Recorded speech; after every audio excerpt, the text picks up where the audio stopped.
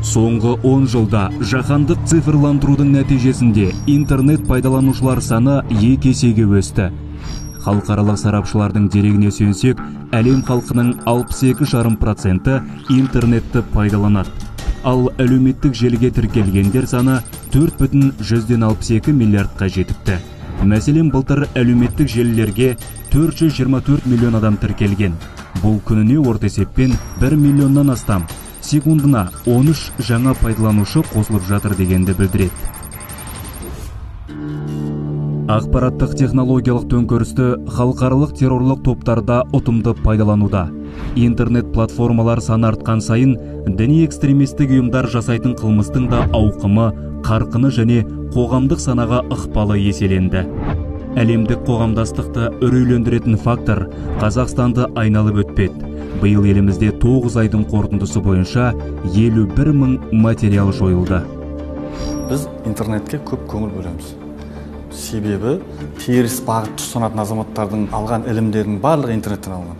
Дінге қызыққан азаматтар аяғымен мешітке барып ақпарат сұрамайды. Интернетті ашып жібереді, кәдімгі өздеріне керек материалды іздей салады. Биыл да 5 айдың қорытындысы бойынша біз 1200 адамды радикалды топтардан шығардық, тек ВКонтактеде. Интернетте радикалды идеологияға адам арбау бірнеше сатыда жүреді. Алдымен ислам тарихы, ата-анаға құрмет сынды ғибратты әңгімелерімен аудиторияны баурайды. Келесі кезеңде дінді саясиландырады, яғни билікті табалап, заңды қаралап, айналасына өшпенділік тудырады. Содан кейін мәдени майдан басталады. Шариғатқа қарсы деген желеумен дәстүрді даттап, ұлттық болмысымызды балталайды. Салдарынан адам жанұясынан ажырап, ортасынан алыстайды. Соңғы сатыда тығырықтан шығар жол ретінде мұсылман мемлекетіне көшуді ұсынады. Құран мен хадистен хабары жоқ. Исламның іргелі 4 мәзхабының бірінде білмейтін әсіре діншілдер осылайша адасады.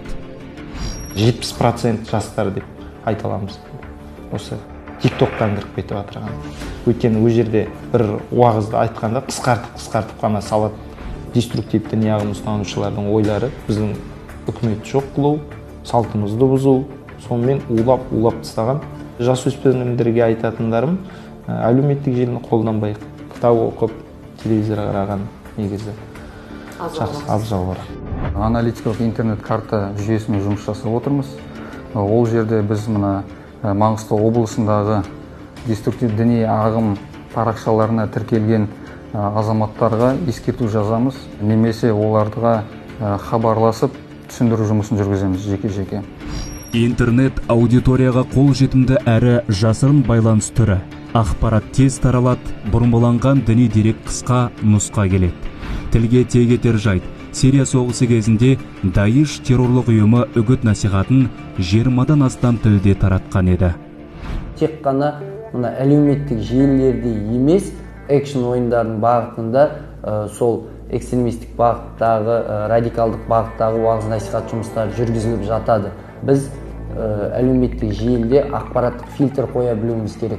Біз жастарға ақпараттық фильтр дейтін түсінікті енгізуіміз керек.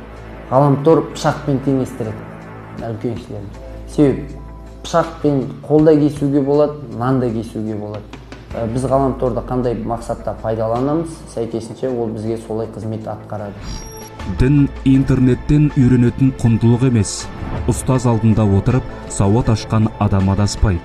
Ал сенімді ресурстардан алған ілім тура жолға бастайды.